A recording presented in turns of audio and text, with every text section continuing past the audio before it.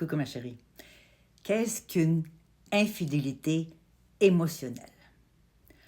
On croit à tort qu'une infidélité, c'est seulement un rapport physique, sexuel avec quelqu'un qui est différent de notre partenaire principal ou primaire, ou le seul en fait qu'on devrait avoir. Mais il y a des infidélités de toutes sortes et on va d'abord définir avant tout ce qu'est une infidélité. 40 ans mariée, moi-même victime d'infidélité, je coach les couples depuis 15 ans. Et on me demande souvent qu'est-ce qu'une infidélité si c'est simplement autre chose que sexuel. Le principe même d'une infidélité, c'est quel que soit le comportement qui est fait à l'insu, en cachette de son partenaire. Ce qui veut dire que si, par exemple, le ou la partenaire vous demandait de regarder vos messages textes, de regarder votre fil Facebook, de regarder votre Instagram, peu importe, eh bien, vous ne seriez pas d'accord parce qu'il y a quelque chose dans ça que vous ne voulez pas qu'il ou elle sache. Alors, une infidélité émotionnelle, c'est un peu ça. C'est comment on développe finalement une relation plutôt intime, même par courriel, par message texte, par DM. Simplement ces échanges qu'on fait avec quelqu'un, la plupart du temps du sexe opposé, mais ça peut être aussi dans les couples homosexuels, il n'y a pas de souci. Et on partage finalement notre intimité, on partage nos secrets, on partage des confidences, on partage peut-être même des situations singulières, particulières que l'on vit avec notre couple primaire. C'est cette relation qui se construit souvent vraiment petit à petit. Au départ, ça paraît totalement anodin.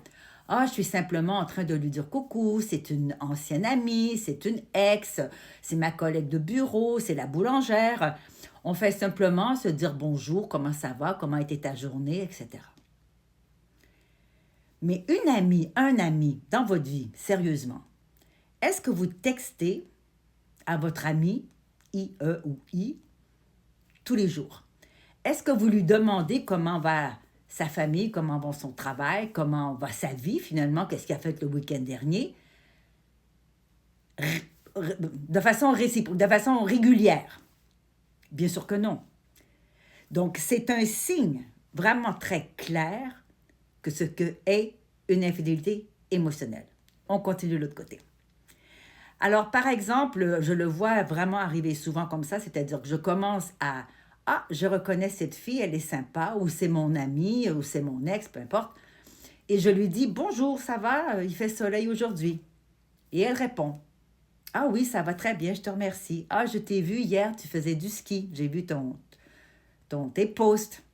J'ai vu ta story, c'était sympa.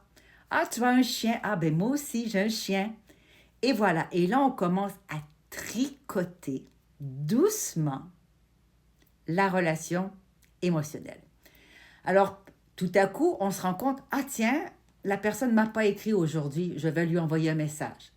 Ah tiens, j'ai pensé à elle ou à lui. Ah tiens, il y a un manque. Je m'ennuie un peu. Comment ça se fait que j'ai pas de nouvelles? Alors, on va encore de l'avant et on va au message, on va écrire, on va peut-être même parler au téléphone.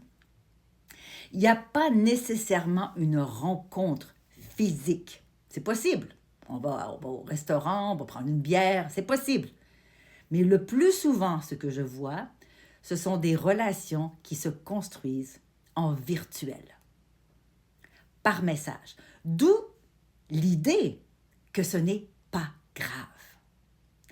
Que puisque je ne couche pas avec la personne, puisque je ne passe pas du temps réel, donc physique, avec cette personne-là, il n'y a pas de souci. Mais je me répète, si vous deviez montrer les messages, les conversations, les échanges à votre partenaire principal, votre conjoint, conjointe, qu'est-ce qui se passerait?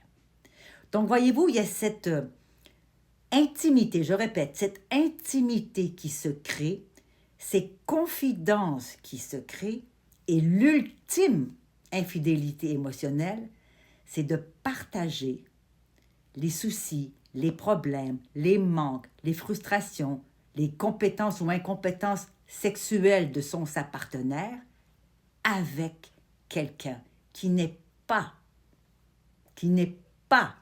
votre partenaire.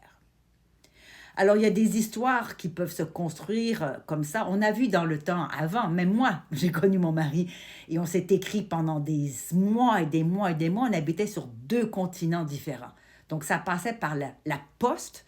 Donc, un courrier vous revenait, il fallait attendre 1 semaine, 10 jours avant de recevoir l'autre. Bref, il s'est construit une relation intime de cette manière. Donc, vous voyez bien, toutes les histoires d'amour romantique du Moyen-Âge, de la Renaissance, etc., se sont construites souvent avec des messages. Hein? Voyez-vous, la nuit, avec la cape, puis on part à cheval, envoyer la missive à sa maîtresse. Eh bien, c'est comme ça que ça se construit. Parce que souvent, une infidélité sexuelle, si elle est ponctuelle, ça peut être simplement du désir, de la passion, de l'excitation, du fantasme. Mais l'infidélité émotionnelle se construit petit à petit. Elle s'installe. Et on devient presque amoureux, si je peux dire, parce que là, le cœur s'implique. L'esprit s'implique. Et si on est spirituel, l'âme s'installe aussi dans cette relation. Alors, les conséquences de ça, c'est que la personne qui est infidèle émotionnellement va nécessairement se détacher de son ou de sa partenaire principale, de son conjoint, de sa conjointe. Pourquoi? Parce que le besoin est rencontré de l'autre côté. La dopamine, j'ai hâte qu'elle me réponde. J'ai envie de lui dire un petit mot. Il fait soleil, il faut que je le partage. J'ai eu un nouveau job, il faut que je lui dise en premier. Voyez-vous? Donc, il y a cette idée de dopamine. Et puis, il y a l'ocytocine, cette hormone de l'attachement qui s'organise. Donc, on s'attache à cette personne-là. C'est très insinueux. Ça paraît tellement innocent au début, tellement sans conséquence. Mais j'ai vu des mariages être fracassés sans que la personne ait couché avec la maîtresse ou l'amant. Pourquoi? Parce que là, le cœur, l'âme, l'esprit, les confidences, ce partage intime s'est installé. Alors moi, je vous dirais, les cocos, si vous commencez à texter quelqu'un, vérifiez avec vous-même. Si je donne le texte à ma partenaire, à ma conjointe, est-ce qu'il y a un souci? S'il n'y a pas de souci, il n'y a pas de souci.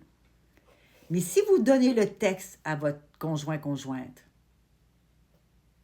et que le contenu du texte parle d'elle ou de lui, parle de choses qu'elle-même ou lui-même n'a pas connaissance parce que vous avez détourné vos confidences vers quelqu'un d'autre que votre conjointe.